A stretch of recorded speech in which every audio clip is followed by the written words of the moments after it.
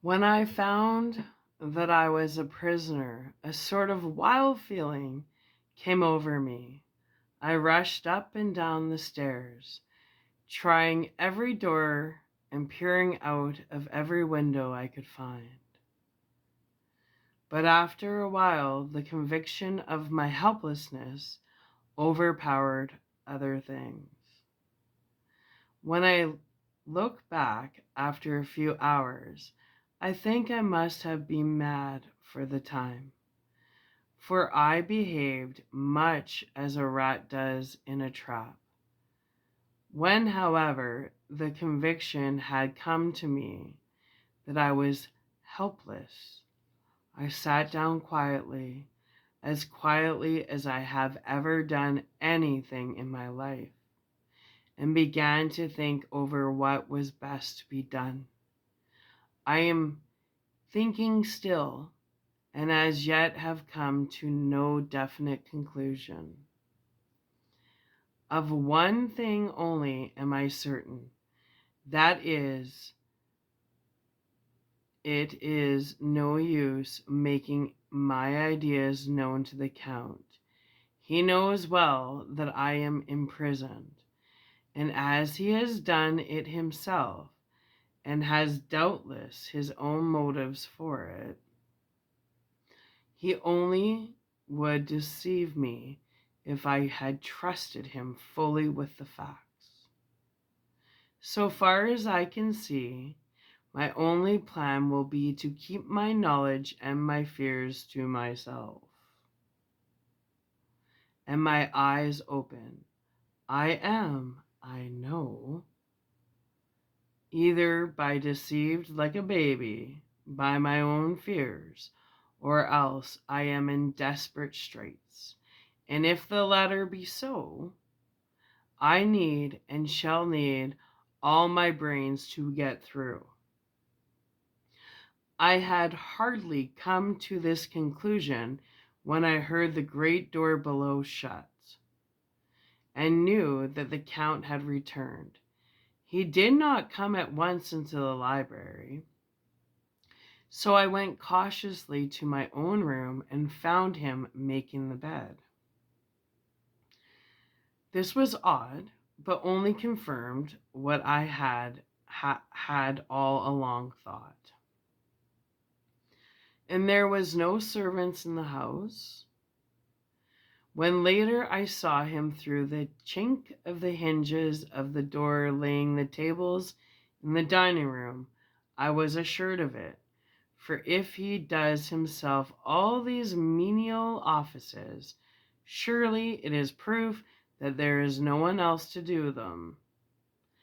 This gave me a fright, for if there is no one else in the castle, it must have been the Count himself who was the driver of the coach that brought me here. This is a terrible thought, for if so, what does it mean that he could control the wolves as he did, by only holding up his hand in silence? How was it that all the people at Bistritz and on the coach had some terrible fear for me? What meant the giving of the crucifix, of the garlic, of the wild rose, of the mountain ash? Bless that good, good woman who hung the crucifix round my neck, for it is a comfort and strength to me whenever I touch it. It is odd that a thing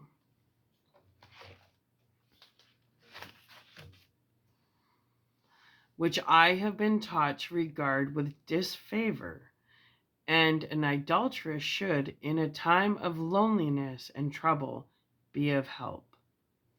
It is in that there is something in the essence of the thing itself, or that it is a medium, a tangible help in conveying memories of sympathy and comfort.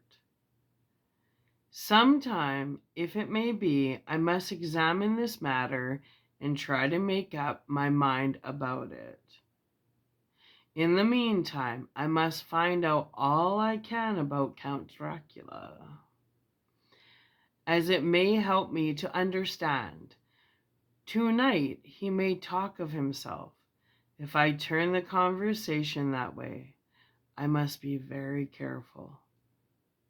However, not to awake his suspicion.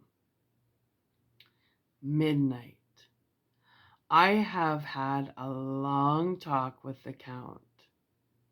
I asked him a few questions on Transylvanian history, and he warmed up to the subject wonderfully.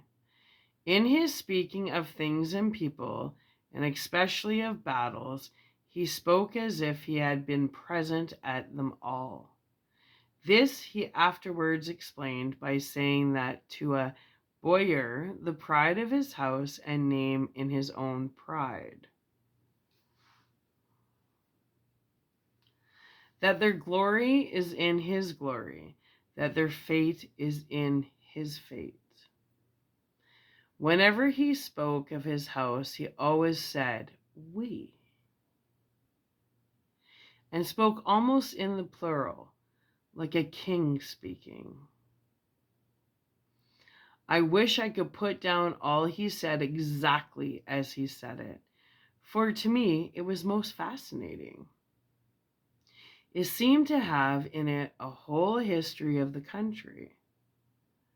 He grew excited as he spoke, and walked about the room pulling his great white mustache and grasping anything on which he laid his hands, as though he would crush it by main strength. One thing he said, which I shall put down as nearly as I can, for it tells in its own way the story of his race. We Slovakians have a right to be proud, for in our veins flows the blood of many brave races who fought as the lions fight for lordship.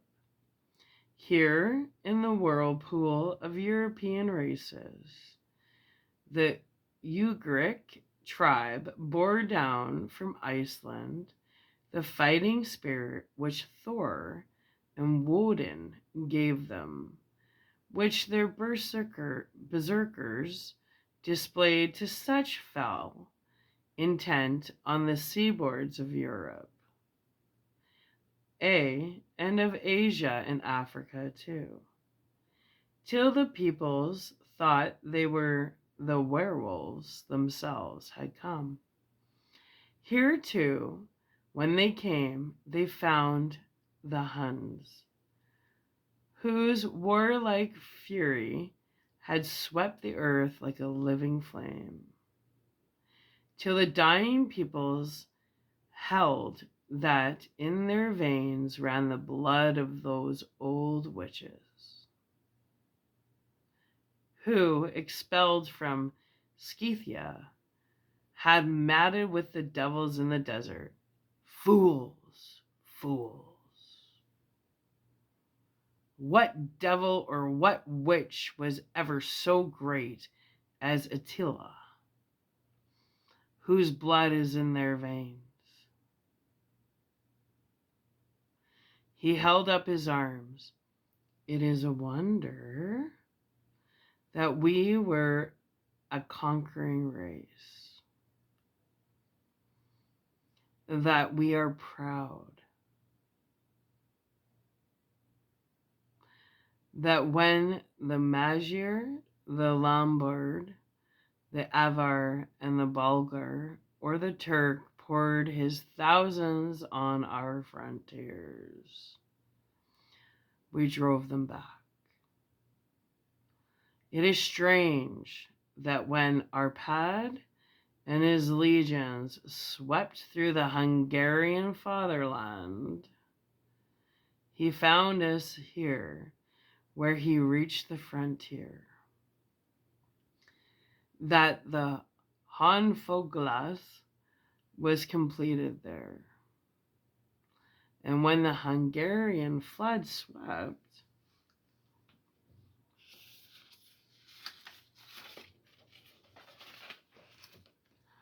eastward, the Slovakians were claimed and kindred by the victorious Magyars, and to us for centuries were trusted the guarding of the frontier of Turkeyland.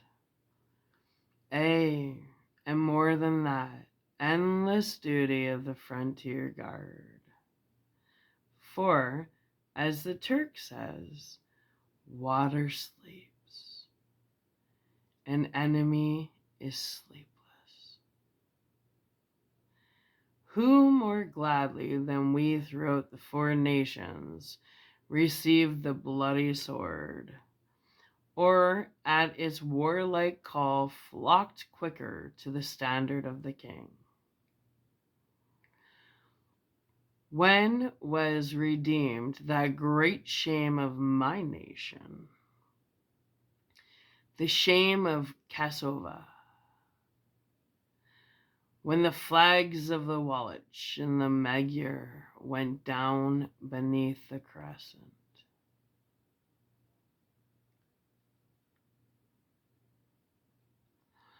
Who was it but one of my own race, who as voivode crossed the Danube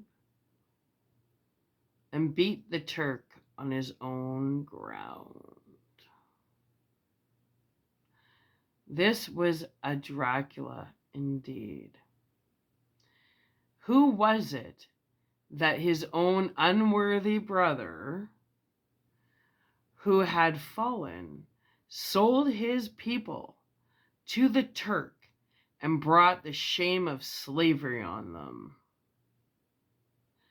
Was it not this Dracula indeed who inspired the other of his race, who in a large age again and again brought his forces over the great river into the Turkey land? Who, when he was beaten back, came again and again and again, though he had to come alone from the bloody field where his troops were being slaughtered, since he knew that he alone could ultimately triumph. They said that he thought only of himself. Bah! What good are peasants without a leader? Where ends the war without a brain and a heart to conduct it? Again, when after the Battle of Mohawks, we threw off the Hungarian yoke, we of the Dracula blood were amongst their leaders.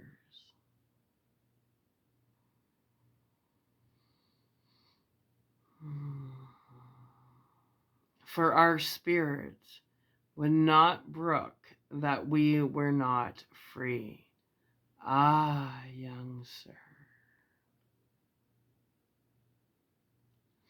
The Slovakians and the Dracula as their heart's blood, their brains and their swords, can boast a record that mushroom grows like the Habsburgs and the Romanovs can never reach.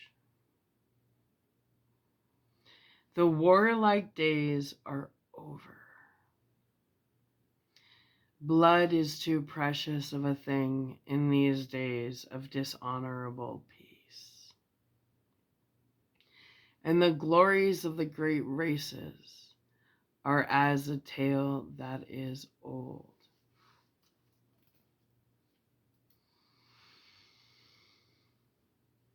It was by this time close on morning, and we went to bed. The 12th of May. Let me begin with facts, bare, meager facts, verified by books and figures, and of which there can be no doubt. I must not confuse them with experiences which will have to rest on my own observation or memory of them. Last evening, when the Count came from his room, he began by asking me questions on legal matters and on the doing of certain kinds of business. I had spent the day wearily over books, and simply to keep my mind occupied, went over some of the matters I had been examined in a Lincoln's Inn. There was a certain method in the Count's inquiries, so I shall try to put them down in sequence. The knowledge may somehow or sometime be useful to me.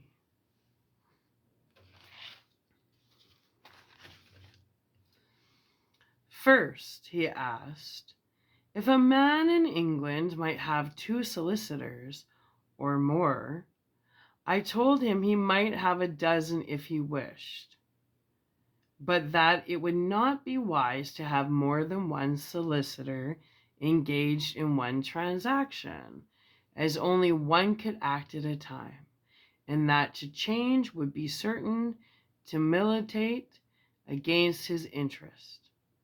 He seemed thoroughly to understand, and went on to ask if there would be any practical difficulty in having one man to attend, say, to banking, and another to look after shipping.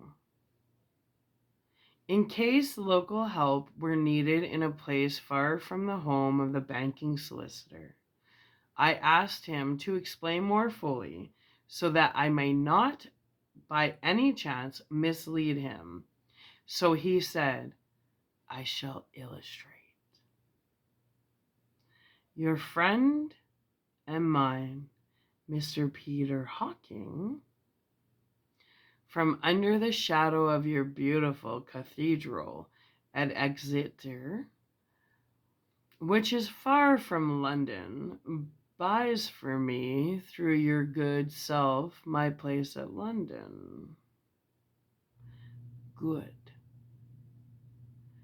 Now here let me say frankly, lest you should think it strange that I have sought the services of one so far off from London instead of someone resident there, that my motive was that no local interest might be served, save my wish only. And as one of London resident might perhaps have some purpose of himself or friend to serve, I went thus afield to seek my agent, whose labors should be only to my interest. Now, suppose I, who have much of affairs, wish to ship goods, say, to Newcastle, or Durham, or Harwich, or Dover. Might it not be that it could with more ease be done by consigning to one in these ports? I answered that certainly it would be most easy, but that we solicitors had a system of agency one for the other, so that local work could be done locally on instruction from any solicitor, so that the client, simply placing himself in the hands of one man, could have his wishes carried out by him without further trouble. But, he said, I could be at liberty to direct myself. Is it not so? Of course, I replied. And such is often done by men of business, who do not like the whole of the affairs to be known by any one person. Good, he said. And then he went on to ask about the means of making consignments and the forms to be gone through, and of all sorts of difficulties which might arise, but by forethought could be guarded against. I explained all these things to him to the best of my ability, and he certainly left me under the impression that he would have made a wonderful solicitor, for there was nothing that he did not think of or foresee. For a man who was never in the country, who did not evidently do much in the way of business, his knowledge and acumen were wonderful. When he had satisfied himself on these points of which he had spoken, and I had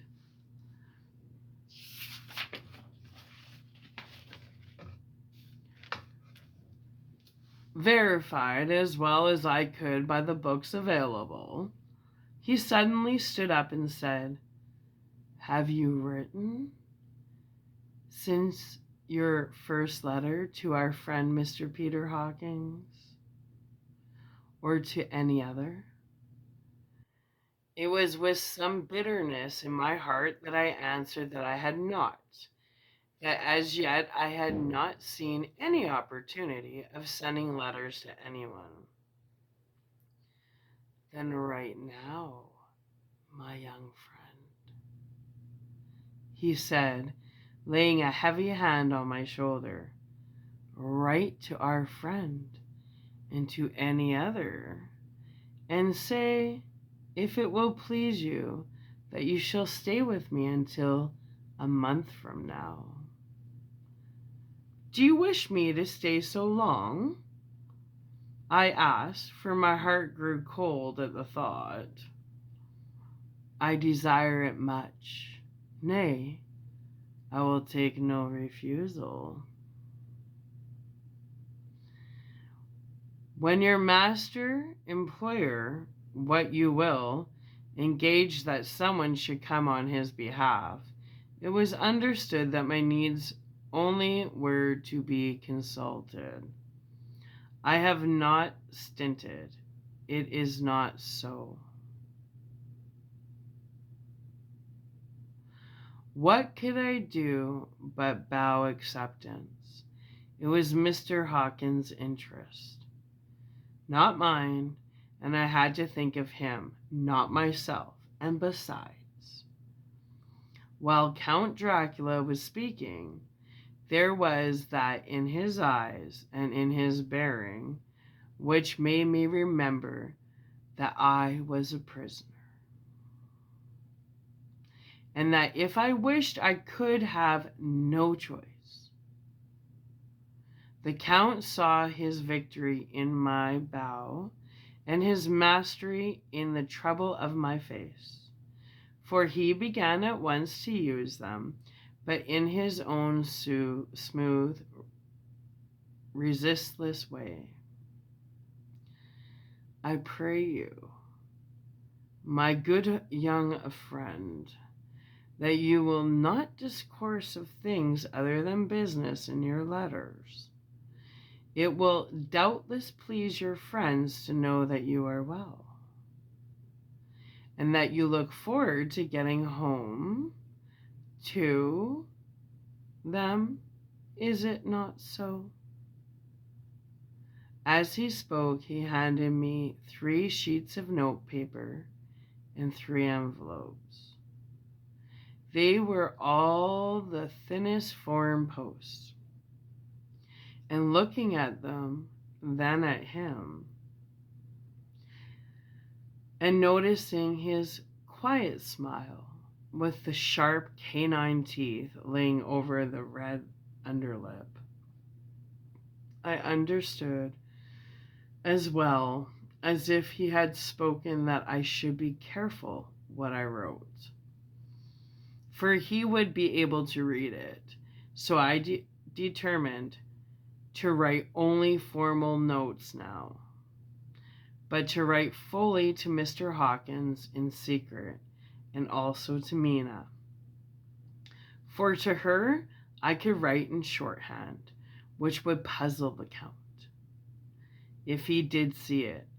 When I had written my 2 letters, I sat quiet, reading a book whilst the Count wrote several notes, referring as he wrote them to some books on his table.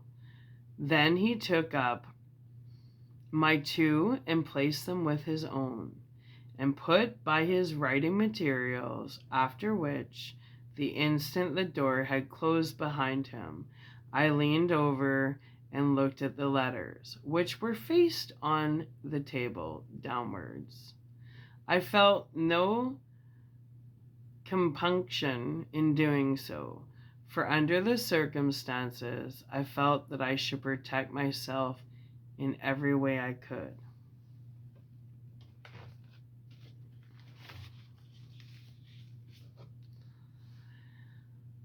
One of the letters was directed to Samuel F. Billington, number 7, the Crescent, Whitby. Another to her Lieutenant Varna. The third was to Coutts and Company, London. And the fourth to Heron Klopstock and Bill Ruth, bankers, Budapest. The second and fourth were unsealed. I was just about to look at them when I saw the door handle move.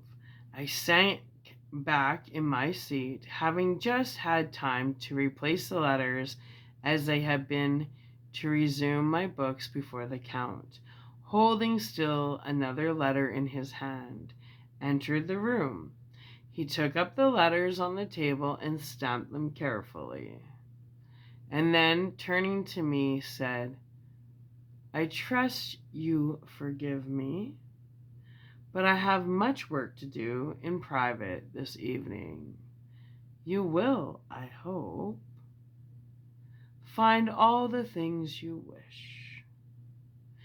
At the door he turned, and after a moment's pause said, "Let me advise you, my dear young friend. Nay, let me warn you, with all seriousness, that should you leave these rooms, you will not by any chance go to sleep in any other part of the castle. It is old and has many memories, and there are bad dreams for those who sleep unwisely.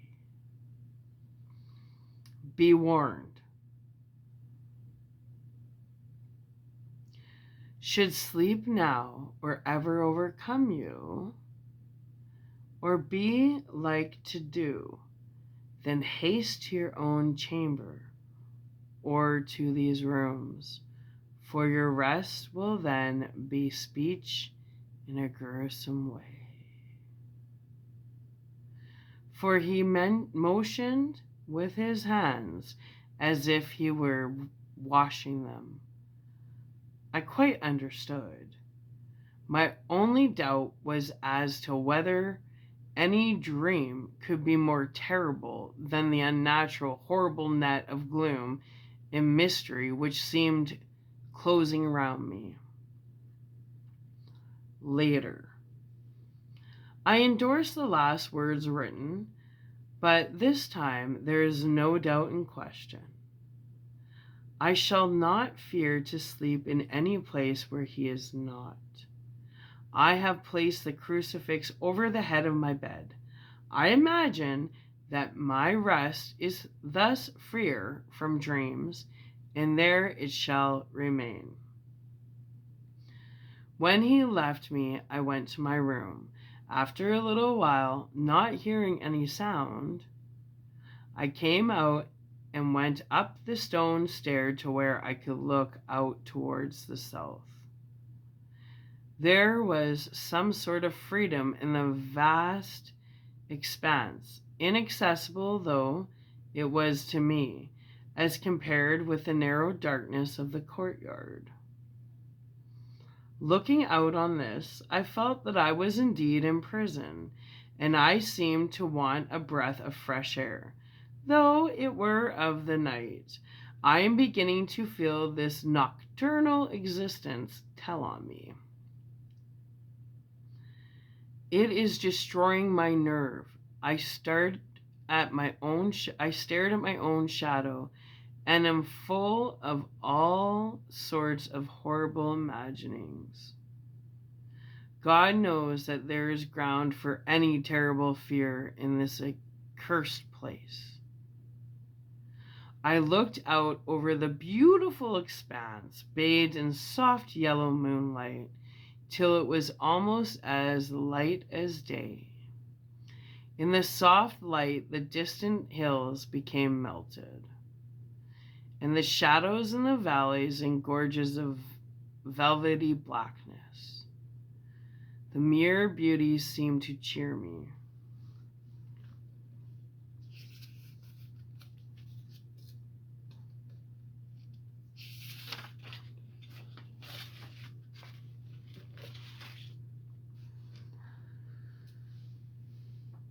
There was peace and comfort in every breath I drew. As I leaned from the window, my eye was caught by something moving a story below me and somewhat to my left, where I imagined, from the lie of the rooms, that the windows of the Count's own room would look out. The window at which I stood was tall and deep, stoned, mullioned, and though weather-worn, was still complete. It was evidently many a day since the case had been there. I drew back behind the stonework and looked carefully out. What I saw was the Count's head coming out from the window. I did not see the face, but I knew the man by the neck and the movement of his back and arms. In any case, I could not mistake the hands which I had had so many opportunities of studying. I was at first interested and somewhat amused, for it is wonderful how small a matter will interest and amuse a man when he is a prisoner. But my very feelings changed to repulsion and turned when I saw the whole man slowly emerge from the window and begin to crawl down the castle wall over the dreadful abyss. Face down, with his cloak spreading out around him like great wings. At first, I could not believe my eyes. I thought it was some trick of the moonlight, some weird effect of shadow. But I kept looking, and it could be no delusion.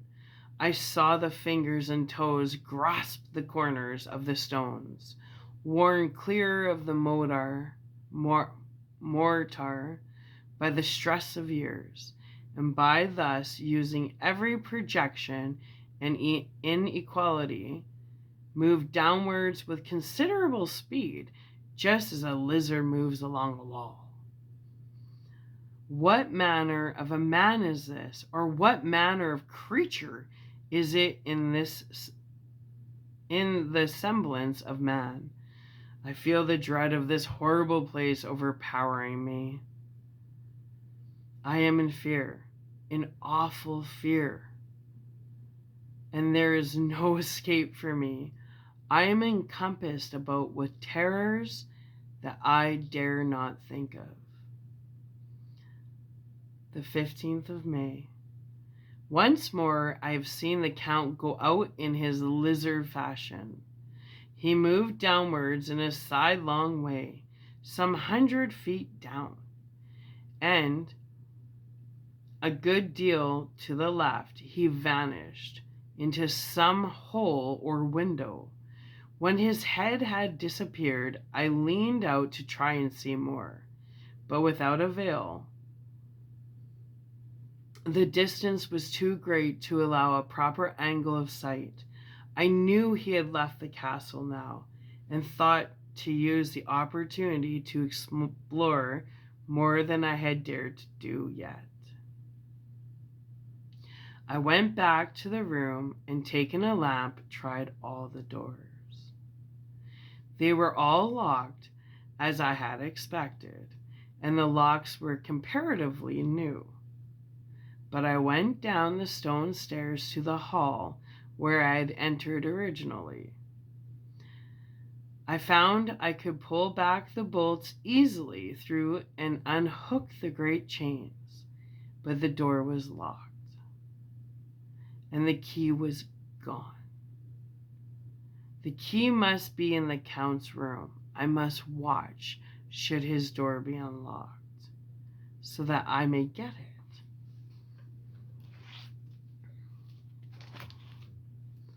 And escape. I went on to make a thorough examination of the various stairs and passages, and to try the door that opened from them. One of two small rooms near the hall were open, but there was nothing to see in them except old furniture, dusty with age and moth-eaten. At last, however, I found one door at the top of a stairway which, though it seemed to be locked, gave a little under pressure. I tried it harder and found that it was not really locked, but that the resistance came from the fact that the hinges had fallen somewhat, and the heavy door rested on the floor. Here was an opportunity which I might have had again, which I might have not had again. So I exerted myself and with many efforts forced it back so that I could enter. I was now in a wing of the castle further to the right than the rooms I knew in story lower down. From the windows I could see that the suite of rooms lay along the south of the castle, the windows of the end room looking out both west and south. On the latter side, as well as to the former, there was a great precipice. The castle was built on the corner of a great rock, so that on three sides it was quite impregnable, and great windows were placed here where sling or bow or culverin could not reach, and consequently light and comfort, impossible to a position which had to be guarded, were secured. To the west was a great valley, and then, rising far away, great jagged mountain fastness, rising peak on peak, the sheer rock studded with mountain ash and thorn, whose roots clung in cracks and crevices and crannies of the stone. This was evidently the portion of the castle occupied in bygone days, for the furniture had more air of comfort than any I had seen. The windows were curtainless, and the yellow moonlight flooding in through the diamond panes enabled one to see even colors, whilst it softened the wealth of dust which lay over all and disguised in some measures the ravages of time and the moth. My lamp seemed to be of little effect in the brilliant moonlight, but I was glad to have it with me. For there was a dread loneliness in the place which chilled my heart and made my nerves tremble. Still, it was better than living alone in the rooms which I had come to hate from the presence of the Count, and after trying a little to school my nerves, I found a soft quietude come over me.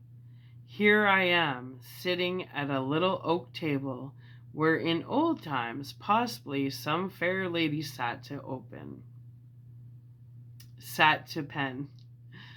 With much thought and many blushes, her ill-spelt love letter, and writing in my diary in shorthand all that happened since I closed it last. It is 19th century up to date with a vengeance. And yet, unless my senses deceive me, the old centuries had and have powers of their own which mere modernly cannot kill. Later, the morning of the 16th of May, God preserve my sanity, for to this I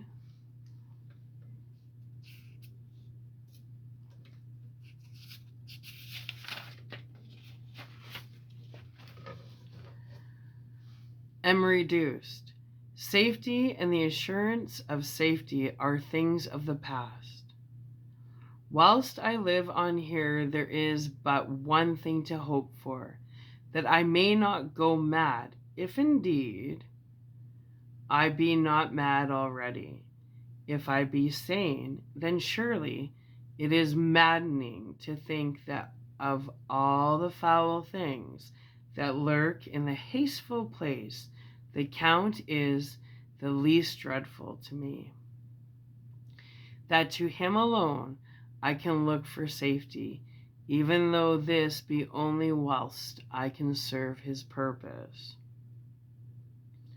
Great God, merciful God,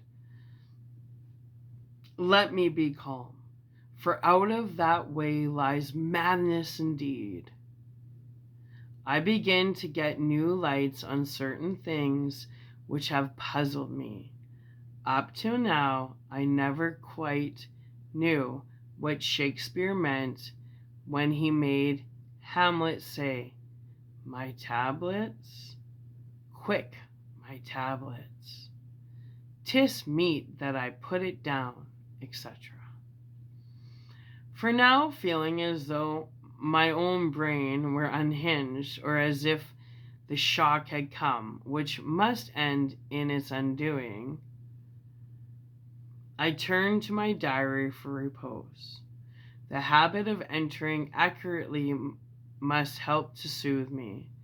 The Count's mysterious warning frightened me at the time. It frightens me more now than I think of it, for in future he has a fearful hold upon me. I shall fear to doubt what he may say.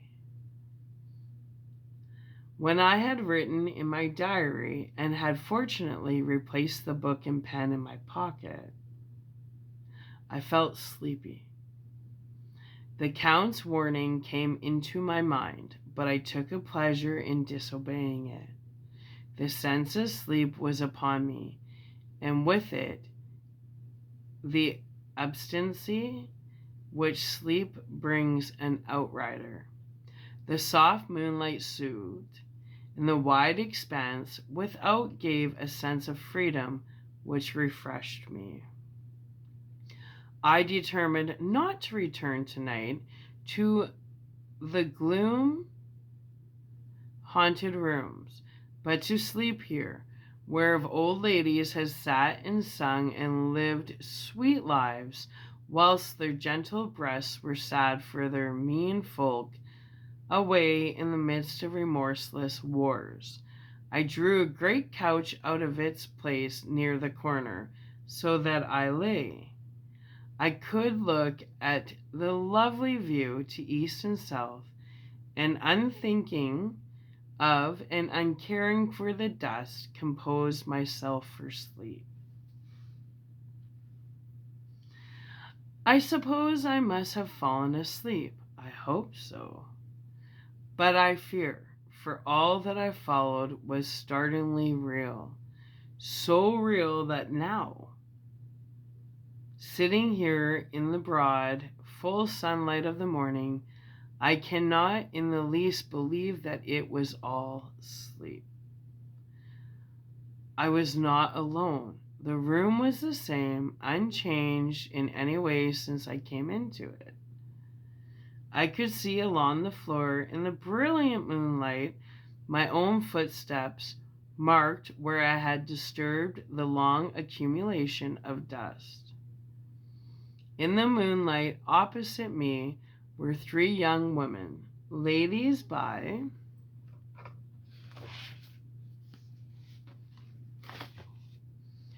their dress and manner. I thought at the same time I must be dreaming when I saw them, for, though the moonlight was behind them, they threw no shadow on the floor. They came close to me and looked at me for some time, then whispered together. Two were dark and had high aquiline noses like the Count's, and great dark piercing eyes that seemed to be almost red when contrasted with the pale yellow moon. The other was fair as can be, with great wavy masses of golden hair and eyes like pale sapphires.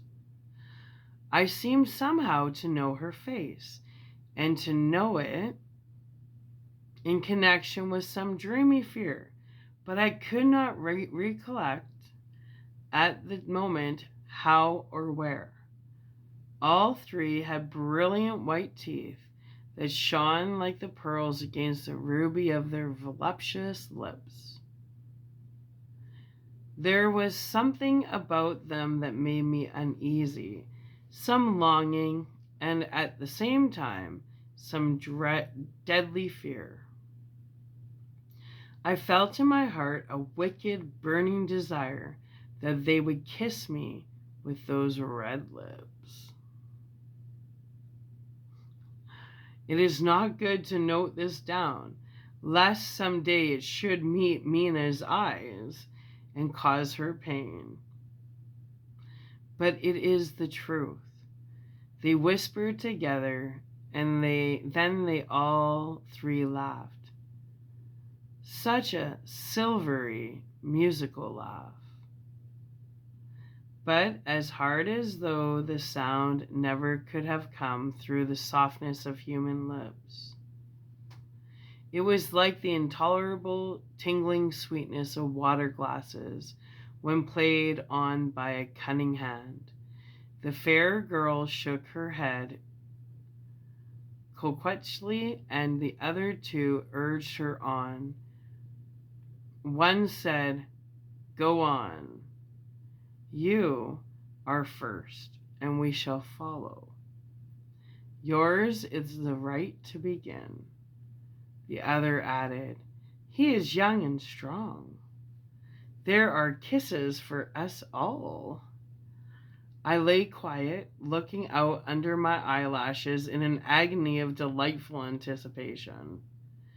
The fair girl advanced and bent over me till I could feel the movement of her breast upon me. Sweet, it was in one sense, honey sweet, and sent the same tingling through the nerves as her voice, but with a bitter underlining, the sweet, a bitter offensiveness, as one smells in blood. I was afraid to raise my eyelids, but looked out and saw perfectly under the lashes. The fair girl went on her knees and bent over me. Fairly gloating, there was a deliberate voluptuousness which was both thrilling and repulsive. And as she arched her neck, she accidentally licked her lips like an animal, till I could see in the moonlight the moisture shining on the scarlet lips and on the red tongues, and it lapped the white sharp teeth. Lower and lower went her head as her lips went below the range of my mouth and chin and seemed about to fasten my throat. Then she paused, and I could hear the churning sound of her tongue as it licked her teeth and lips, and could feel the hot breath on my neck. Then the skin of my throat began to tingle as one's flesh does when the hand that is to tickle it approaches.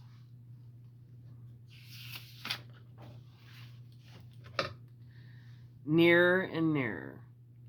I could feel the soft, shivering touch of the lips on the supersensitive skin of my throat, and the hard dents of two sharp teeth just touching and pausing there.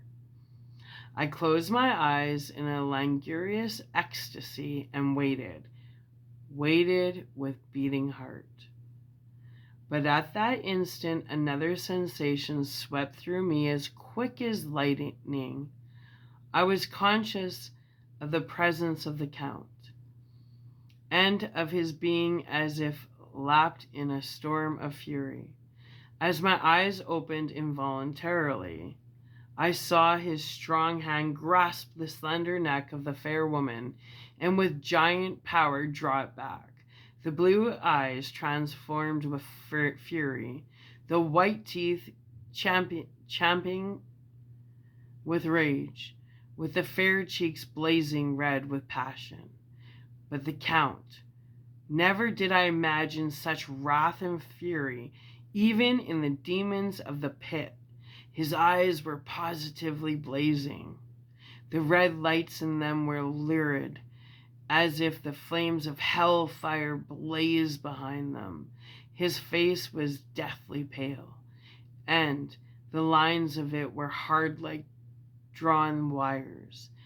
The thick eyebrows that met over the nose now seemed like a heavy, heaving bar of white-hot metal. With a fierce sweep of his arm, he hurled the woman from him, and then motioned to the others as though he were beating them back. It was the same imperious gesture that I had seen used to the wolves. In a voice which, though low and almost a whisper, seemed to cut through the air and then ring round the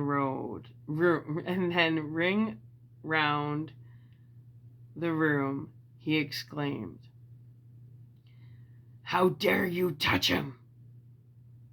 Any of you? How dare you cast eyes on him when I had forbidden it? Back, I tell you, all. This man belongs to me. Fair girl, or beware how you meddle with him, or you'll have to deal with me." The fair girl, with a laugh of ribald, turned to answer him. "You yourself never loved. You never love." On this, the other woman joined, and such a mirthless, hard, soulless laughter rang through the room that it almost made me faint to hear. It seemed like the pleasure of fiends. Then the Count turned after looking at my face attentively and said in a soft whisper, "Yes, I too can love. You yourself can tell it from the past. It is not so? Well, now I promise you that when I am done with him, you shall kiss him at your will. Now go, go. I must awaken him, for there is work to be done." "Are we to have nothing tonight?" said one of them, with a low laugh, as she pointed to the bag which he had thrown upon the floor, and which moved as though there were some living thing within it. For answer he nodded his head. One of the women jumped forward and opened it. If my ears did not deceive me, there was a gasp and a low wail, as of a half-smothered child. The women closed round, whilst I was aghast with horror. But as I looked, they disappeared, and with them the dreadful bag.